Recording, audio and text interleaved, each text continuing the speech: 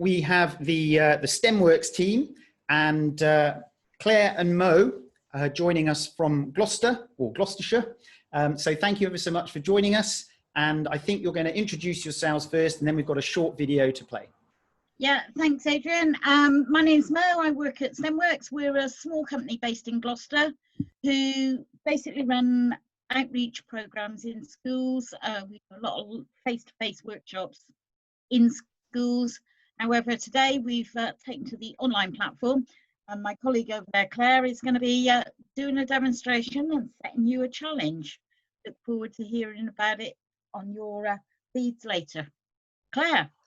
Thank you, Mo. So before I introduce the challenges, I thought it'd be really useful if we explore the history of timekeeping. So in advance, I prepared a short video that hopefully will give you a little bit of background research on water clocks and other timing methods. And whilst you're watching this video, it might be really useful. You'll be hopefully able to get some understanding and knowledge about how they designed and made their water clocks, that you might be able to use some of that information to help design yours. So Adrian, if possible, can you now share that video, please? Drip Drop Tick Tock Workshop. Have you ever wondered how people told the time before wind-up or electric clocks? For thousands of years, devices have been used to measure and keep track of time. The study of time and the art of timekeeping is called horology. The first clocks in recorded history are thought to be the great obelisks of Egypt. These tall monuments were carved out of stone. It is thought that their placement was not only ornamental but also functional. They may have helped people in figuring out the two halves of the day. As the sun would move across the sky, it would cause tall shadows to fall across the areas in which they were built. Soon after that, sundials, also known as shadow clocks, were used in ancient Egypt to measure hours. The sundial in the picture is made of a flattened piece of limestone called an ostragon. It was discovered outside a tomb in Egypt's Valley of the Kings and is dated to the 13th century BC. Since clouds happen and the sun was not always available, early horologists created a more reliable method of time measurement. Water clocks, or clepsydra, which translates to water thief, were the answer. Around 325 BC, early Greeks used them to measure the hours of the night, but eventually they were also used in daylight. They worked by measuring the flow of water in marked containers to show the passing of time. There are two types of water clocks. In an outflow water clock, a container is filled with water and the water drains slowly and evenly out of the container. Inside the container would be lines that would represent the time passing. As the water leaves the container, you will see where the water is level with the lines and be able to tell how much time has passed. An inflow water clock works in the same way, except instead of water flowing out of the container, the water fills the marked container. As the container fills, you will see where the water meets the lines and tell how much time has passed. The picture on the right shows a sinking bowl water clock, known as Finjan. It was a Persian water clock used for calculating the amount of time a farmer could divert water to their fields. It consisted of a large pot of water and a metal bowl with a small hole in the centre. The metal bowl would slowly fill with water. When full, it would sink. Time was measured by how many times the bowl sank. There is a great deal of maths and science behind these water clocks. As you know, a water clock uses the flow of water to measure time. The force and speed water leaves a container can vary according to the position of the hole and the depth of the water. As a greater depth of water creates greater pressure. As you can see from the diagram, the strongest jet of water would be from the bottom of the container.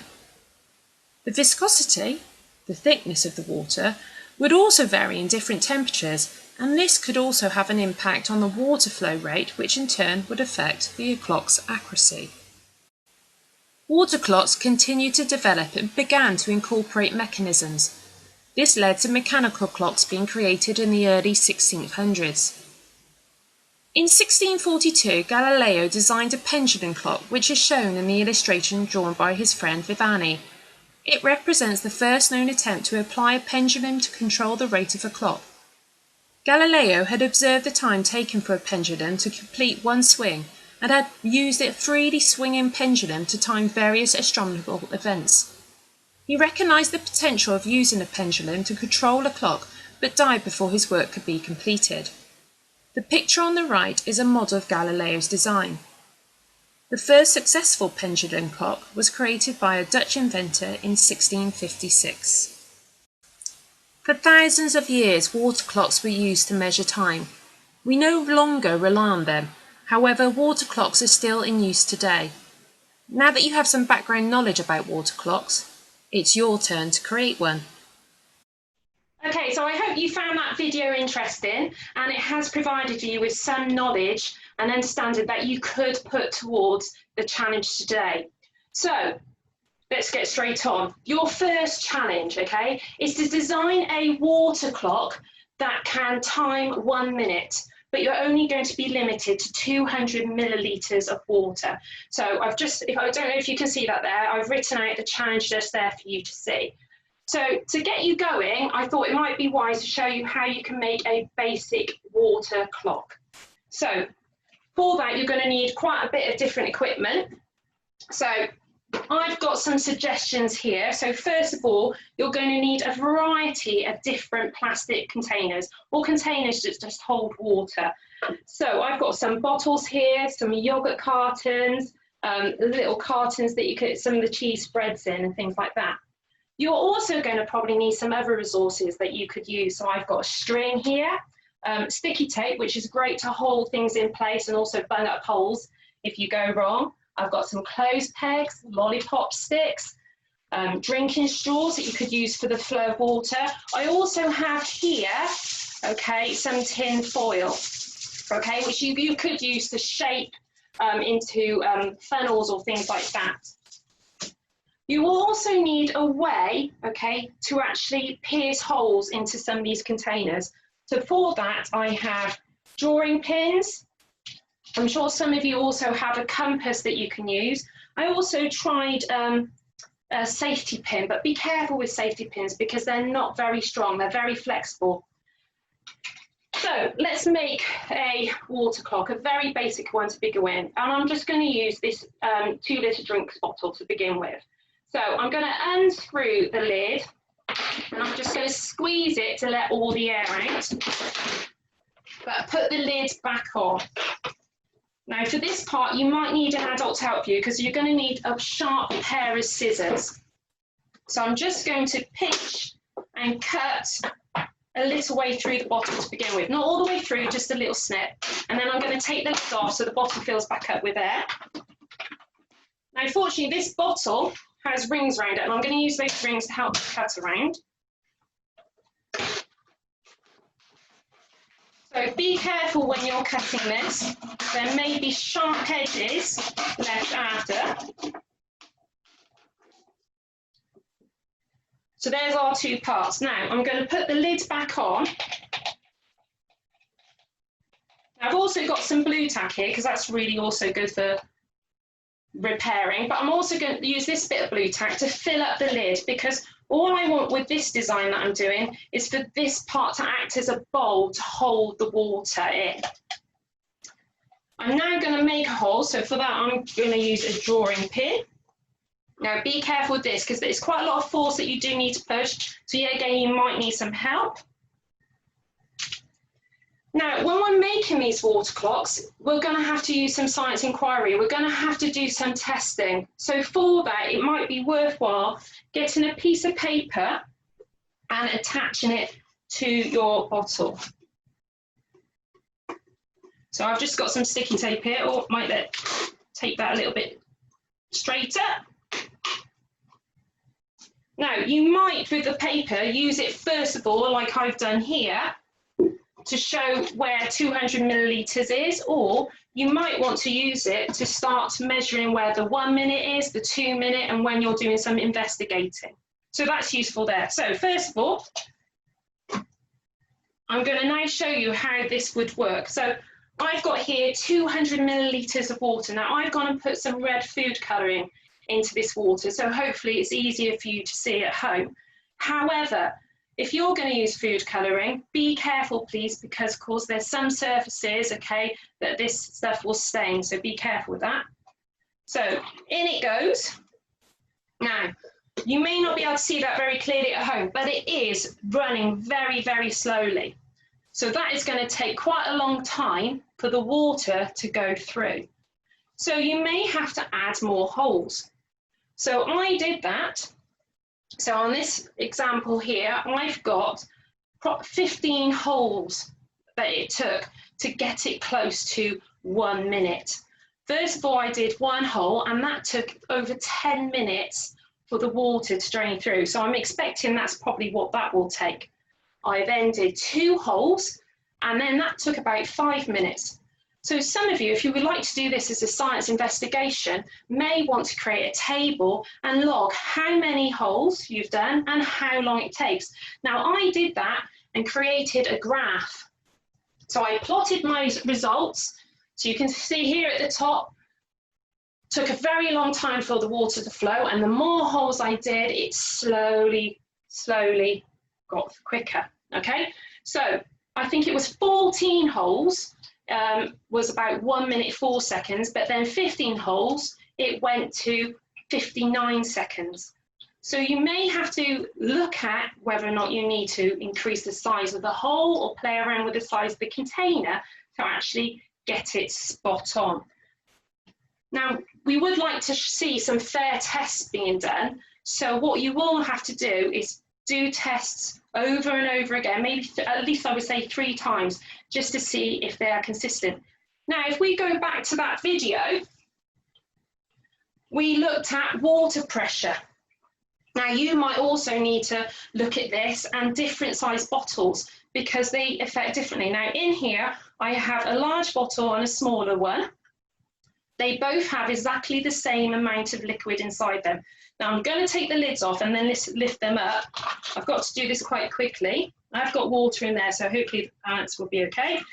Right, now, I don't know if you can see, but the smaller bottle, the water is flowing out a lot quicker because it's got greater water pressure, forcing that water out. So initially, the time in this one is going to be shorter than this larger bottle, because that is beginning to just already drip, okay, and not a quick flow. So you will need to look also at maybe different size bottles and how that goes. Now, I don't think you can just produce like a design like this. I would like you to be really creative and see and be adventurous and see what you can come up with. I have here something that I produced with my daughter. So I think a lot of you probably have some construction things at home. This is Lego here that we've used to create these tiers, and this design has lots of different water. So the water comes in here, flows into the yogurt pot, then into the next one, into the bottom one down here. I haven't really timed this one, but it's round about a minute, but yet again, it varies. So you will need to experiment how you can get it so it's accurate. But what we would really like for this challenge is some really creative, adventurous ideas. Now, I'm aware not everyone has lots of different resources at home. So you could just come up with a very basic design. So a very basic design would be using the lid as a way of controlling the flow of water. So here we are. I'll put some more water in here. I don't know how and where I've twisted the lid now. Okay. So that is flowing a lot quicker. Probably will be, I would recommend now, probably less than a minute, but you might want to twist that lid and see if you can get that to the right stage. So, like I said, for that first challenge, we're after a water clock, only using 200 millilitres of water, and we want it to just last 1 minute. Now, we would like you to share your outcomes with us through all the social media and the Malvern Inn and Science in Park, because this is a competition. And we would like you to send your entries to us, and then we can judge them and we'll announce the winner. Now, I think that might be a little bit easy for some of you, so we've also come up with a second challenge. Now, this challenge, yet again, involves creating a water clock timer, but now I would like you to incorporate an alarm system. This is very much similar to what some of the old water clocks used to do. So I've come up with something where I've got a bell here, which will make a sound when the water runs out of a container. So say this is my container here. I'm going to probably use a clothes peg that I can have there, balance my bell on top. Here I have a lollipop stick with a little bit of blue tack on it to get it the right weight. So when this hits the bottom, it's going to pull a piece of string, which the bell is attached to, and that will fall and pull the bell down so it will make a noise. I'm sure you can come up with a variety of different ways that you can make a sound or a noise, some type, after the minute is up. One thing I would say though, if some of you haven't got a measuring jug to measure the 200 millilitres, have a look around your home. You might have some containers that say 200 grams. If you want to, you can fill those, be careful, they need to be right to the brim of water, but you can use that to measure your 200 millilitres. If I just talk a little bit more, like I said, this is a competition. It'd be great if you can show us your entries. I've got here, I think, all the Twitter hangers and all that, and how you can tweet your designs to us. That would be absolutely fantastic. Also, if you're interested in any other STEMWorks activities, and also for the video that I showed you earlier, and if you're unable to see some of the resources that I'm displaying here, you can go onto our STEMWorks YouTube channel, and I've actually shared all the resources there as well. So you can go back, have a look at that video, and you can also look at all the other resources that we've got on there if you're interested to do any more activities. Okay, thank you very much. That was fantastic. So indeed, make sure you enter the competition. We'll be looking on social media. If you do have more questions, having just listened to that, both Claire and Mo will be hanging around on the Q&A on the panel so they can answer questions in the text there for you. So hopefully we'll get some entrants, and we look forward to your attempts. Thank you very much, both of you. Thank you, Adrian.